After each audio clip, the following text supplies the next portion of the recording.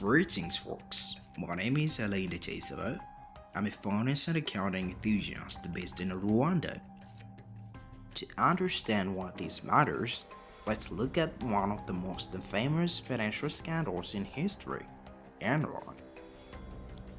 The Enron scandal was an accounting and corporate fraud scheme that resulted in the bankruptcy of the Enron Corporation, which was a major American energy, commodities, and services company.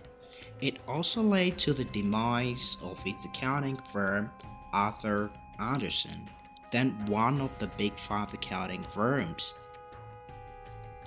In the late 1990s, Enron was the golden child of Wall Street, ranked among America's most innovative companies and valued at more than $60 billion.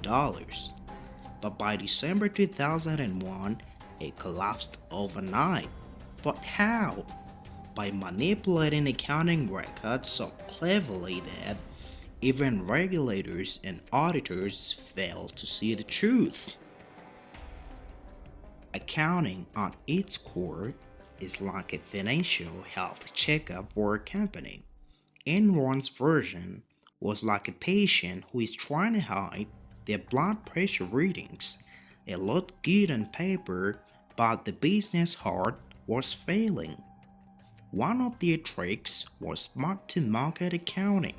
To put in today's terms, imagine a startup projecting its app will make millions in 2030, then recording those future profits as today's revenue.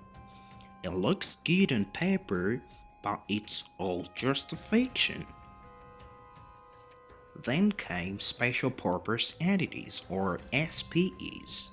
These were supposed to spread risk, but Enron used them to hide billions in debt, like sweeping dirt under a rug. The twist? Many of them were secretly managed by Enron's own chief financial officer, Andrew Fastow. That's just a conflict of interest at its peak. The result? Enron's stock, once trading near $90, collapsed to under $1. Thousands of employees lost their jobs and retirement savings. Even Arthur Andersen, one of the big five auditing firms, collapsed after being implicated in document trading. This is not ancient history. It's a warning. In accounting and auditing, Enron shows why professional skepticism is non-negotiable. Auditors must question, not just confirm. In the stock market, it reminds us that the hype can blind investors. Stock prices don't always reflect real value, and in corporate governance, it proves that transparency is not optional, it's survival.